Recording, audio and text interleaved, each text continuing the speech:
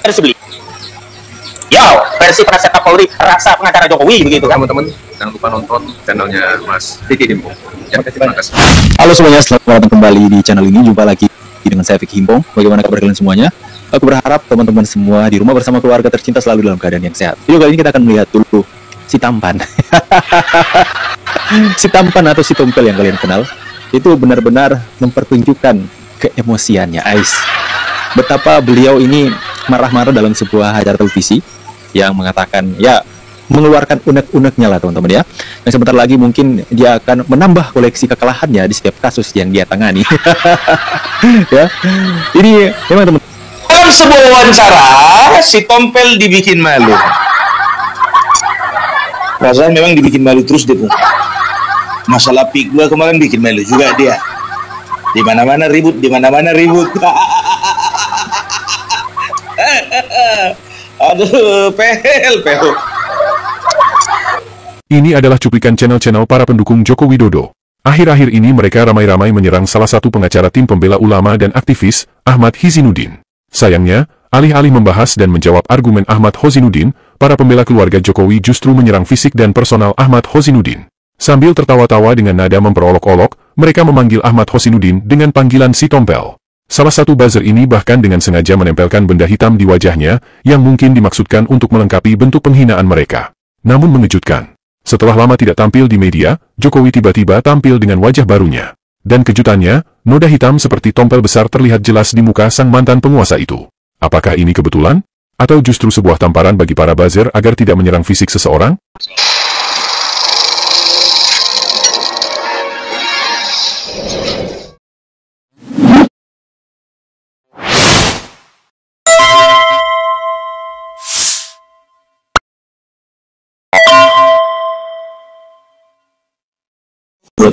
Menurut saya yang pertama, PSI partai supertifikas.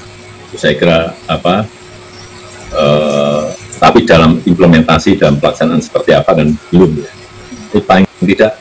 Ini adalah video pertama sejak Jokowi pulang dari Bali berlibur dengan anak cucunya. Dari penampakan wajahnya, penyakit misterius yang diderita Jokowi nampaknya belum menandakan akan ada tanda-tanda kesembuhan. Disebut penyakit misterius, karena sudah hampir 3 bulan dan dokter Istana sama sekali tidak pernah menyampaikan jenis penyakit yang diderita sang mantan presiden. Oh iya, untuk diketahui, Undang-Undang Nomor 7 Tahun 1978 Pasal 8, Peraturan Presiden Nomor 52 Tahun 2014 dan Peraturan Presiden Nomor 18 Tahun 2018, kesemuanya menjamin bahwa mantan presiden dan wakil presiden dan keluarga masih menjadi tanggung jawab negara termasuk pengobatannya. Namun selama ini, dokter Istana terkesan diam. Satu-satunya yang pernah menyampaikan ke media hanyalah ajudan Joko Widodo sendiri. Sang ajudan berkata bahwa Jokowi hanya menderita alergi biasa.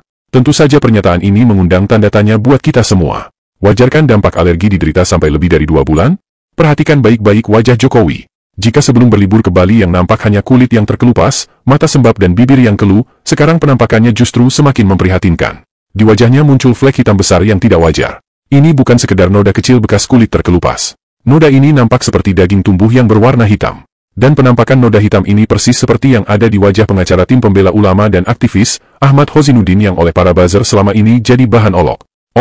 Yang membedakan adalah flek hitam di wajah Ahmad Hozinuddin sudah ada sejak lahir, dan itulah sebabnya banyak yang menyebutnya dengan istilah tanda lahir. Tanda ini telah diciptakan Tuhan sejak seseorang masih di kandungan yang tentu saja tidak bisa ditolak oleh siapapun. Dan karena tanda ini adalah titipan Tuhan, maka tentu saja siapapun yang menghina dan memperolok tanda lahir sama saja dengan menghina penciptanya. Ahmad Hozinuddin tentu sama dengan manusia yang lain. Ingin terlahir sempurna, tampan dan gagah. Namun ini hanyalah harapan manusia. Karena pada akhirnya, kehendak penciptalah yang terjadi. Dan itulah sebabnya semua orang yang mendalami agama akan melarang dengan keras menghina fisik bawaan seseorang, karena kekurangan setiap orang bukan terjadi karena kehendak dan inisiatifnya. Dalam dunia demokrasi, berbeda pendapat adalah sebuah keniscayaan. Hanya negara feodal yang dipimpin kepala negara otoriter yang melarang warganya berpendapat. Namun pendapat, ide dan argumentasi hendaknya juga dijawab dan dibalas dengan argumentasi.